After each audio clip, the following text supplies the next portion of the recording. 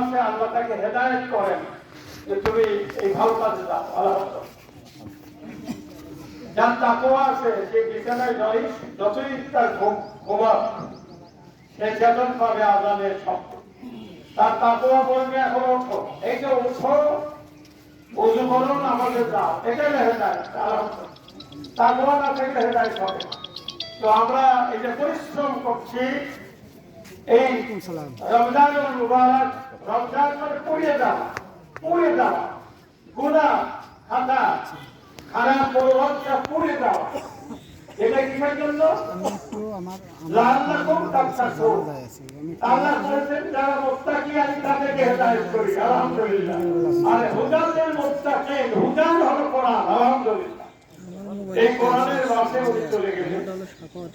আজকে সবচেয়ে বড় পরিতাপের বিষয়, তার একমাত্র মেয়ে এবং তার পরিবার লজ্জিত হয়ে গেল তার সহবত থেকে। এখানে আশরাফ বিন মোবারক মাওলানা আমাকে খবর দিয়েছিল, শুকরিয়া করছি। উনি একজন ভালো একজন উপদেষ্টা, ইসলামী আন্দোলনের সিফাও সালার। আলহামদুলিল্লাহ, তার ভগ্নিপতি চলে গেল, এই জন্য আমরাও ব্যথিত। এবং ভালো মানুষ যখন চলে যায়, আসমানও কাঁদে, জমিনও কাঁদে। আলহামদুলিল্লাহ।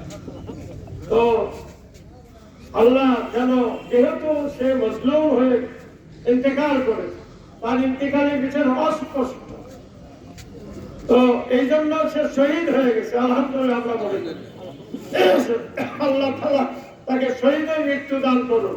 বিদেশ বিভয়ে তার পাশে তার আপনজন ছিল না, কে ছিল? একমাত্র আল্লাহ।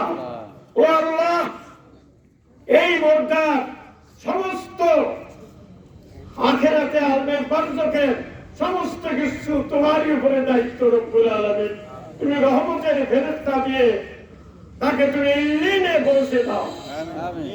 আমি সবাইকে ধৈর্য ধারণ করা, তার আত্মীয় স্বজনকে করা, এই আশাবাদ ব্যক্ত করে আল্লাহ তাআলা তাকে উচ্চ মাকাম দান করুন।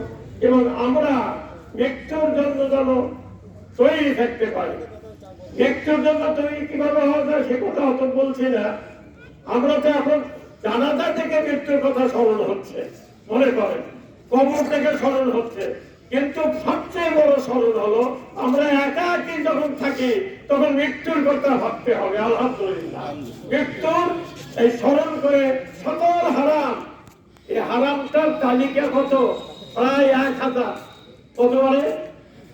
আর হালালের তালিকা হলো 1000 কোরআনে। এইটা যেন আমরা মানতে পারি, এই মানার নামই হলো মুত্তাকি। আর ওই ব্যক্তি হেদায়েত প্রাপ্ত নাকি? আল্লাহু ওয়ালিউল মুত্তাকিন, আল্লাহ ওলি হলো মুত্তাকিনদের। আসসালামু আলাইকুম ওয়া রাহমাতুল্লাহ।